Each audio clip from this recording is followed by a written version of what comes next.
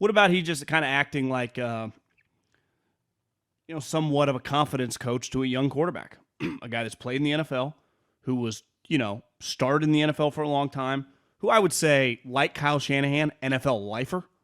This guy's dad, last I checked, was the quarterback of the undefeated team. Am I right on that? That's where I know the father from. Yeah. He was the quarterback in the heyday for Don Shula and the Miami Dolphins. And then his son became not his dad, but still pretty damn good. Like, is he there more like, I don't fully expect him to show him how to manage shortening his release, but just how to be a pro every day. Like, when I see Brian Griese, having not know that much about the guy personally, I assume high-level guy, first in, last out type guy as a player, high-level pro. He just seems like what they ultimately want. And I'm not saying Trey doesn't have naturally some of these things, but to hammer home to Trey to be like. And you just get, like, maybe he thinks that Brian can bring something that Rich couldn't to Trey. Patrick on the stream, like a veteran quarterback does, backup, like a veteran backup quarterback does. Trey just got to see it with Jimmy, right? He got to see it for a year live. And now Jimmy is going to be gone. So now you have a guy. I still think you bring in a quarterback because I think coaches always say this. Mainly college and the pro, high school probably less. That, like, my message can only go so far. I need players, like when players take ownership of their locker room, where you ultimately, like, a coach can only, from a scheme perspective, they can take you to the moon or not, right? Kyle can dial, Andy, these guys can dial up plays. But in terms of just everyday working and just motivation and study habits and stuff, I still believe you need, like, a Mariota, a high-level, character guy around Trey. That never hurts. Who also, at the moment's notice, can help you win a game or two, right? I remember Brett Veach, his big thing when they traded Alex was, we are hiring a married quarterback. The GM of the Chiefs. Yeah, we are going to hire a quarterback who is married. Because maturity around Patrick Mahomes, he just saw Alex. We are not taking a downgrade. And they hired Chad Henne, who, Michigan guy, just high-level guy. Married, kids, very serious. Takes this job.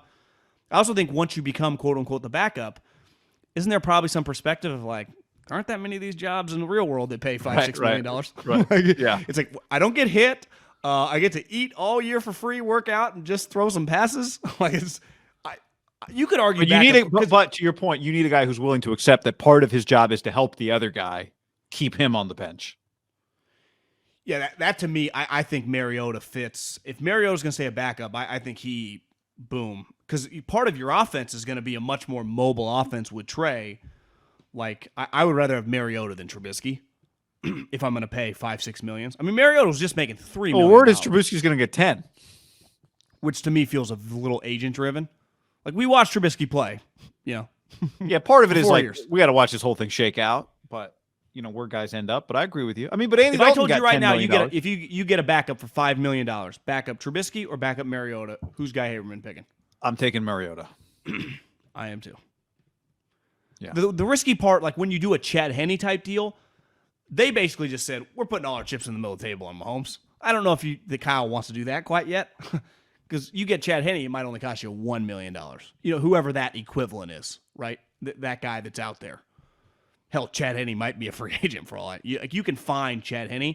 Do you want to get slightly better, but another guy that's just cool with being a backup?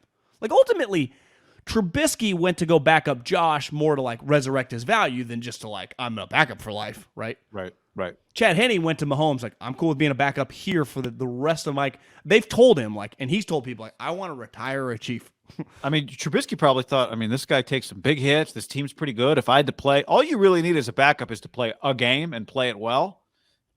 And then, it happened with Mariota. And then your stock kind of goes back up. And maybe Trubisky, calculated spot. Like, where, if I end up in a game, do I look good? That's part of what I'd be thinking about as a backup. And I don't know this guy's physical situation, but I'd have no problem if you get Ryan Fitzpatrick for $3-4 million coming off the injury to be the backup. If he's cool with being the backup, and sometimes he's not. Problem with Fitz is he's like too good.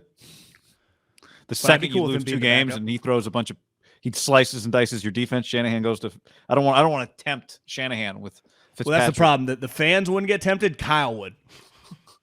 I think the word is that Fitzpatrick threw 8 touchdowns and no picks in practice on Tuesday, running the scout team.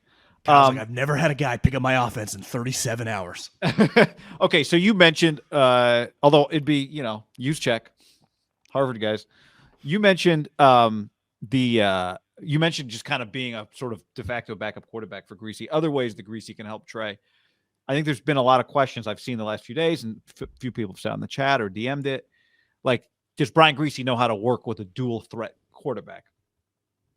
Which I don't really think is what I don't think you necessarily need that. You don't need mobile quarterbacks to work with mobile quarterbacks, although I think there are some benefits to it.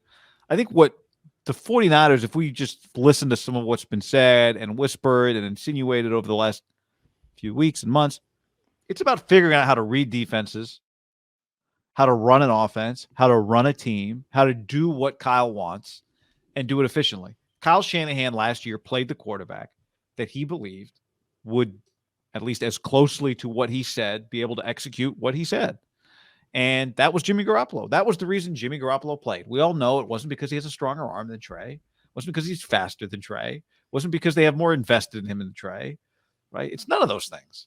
He was the quarterback because he understood how to run the offense. That is the primary value, or that's the primary job for Brian Griese, is to make sure Trey Lance can run the offense.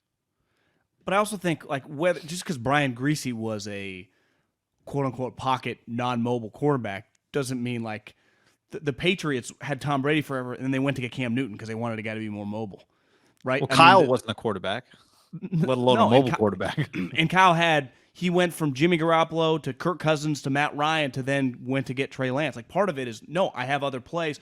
I heard Tom Telesco on DJ's pod, and over the weekend, like, Lance was filling in for him, and they would just have, like, random – they had a lot of players on it, from the combine. But one thing Telesco said when they drafted Herbert is one thing Anthony Lynn, whose history was all non-mobile quarterbacks, was like he really wanted a guy that just had some mobility. Wouldn't you say most offensive people now think mobility and quarterback? No one's going like, find me the next Tom Brady. Like, yeah, they want Tom Brady, the mindset, the QB, the TB12, the focus with, like, Josh Allen's legs. Well, Brian Griese's like walking in the QB room going, if only this guy couldn't run, then I'd be able to work with him. Loser. I'm telling you, I really think he's coming in, much, much more for the mindset, being around the guy, as just honestly, Brian Griese from the outside, just knowing him from TV, it's the only I've never met him in person or anything. Feels like a pretty positive guy. Yeah, I enjoyed him. Feel on like TV? Positive vibes. He does. I never felt like he was the guy that tears down players while he's doing a broadcast, which doesn't necessarily. I don't want to oversimplify it here, but I always enjoyed him. And I think on the most basic level, it's a person that Kyle trusts, right? That's the simplest way I think we could start. What's his first most important quality? Kyle Shanahan trusts him and values him. Yeah, I agree.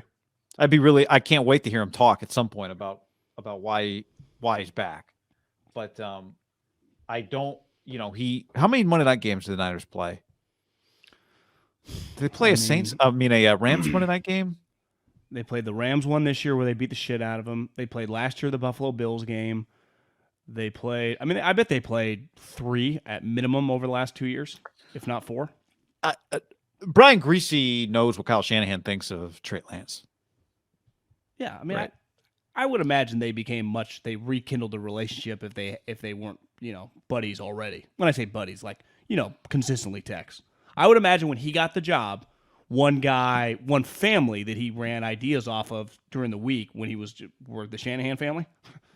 When he got what? When he got what job? When he got the Monday night job, when you get a job like that and you need to, re-ingratiate yourself to just the schemes and the stuff, I'd imagine the Shanahan family and the Gruden family were people he texted a lot about NFL information, right? Right. Yeah. But my guess is that he thinks that working with Trey Lance is a cool opportunity. Yeah, John Lynch turned down like $80 million to stay being around Trey Lance.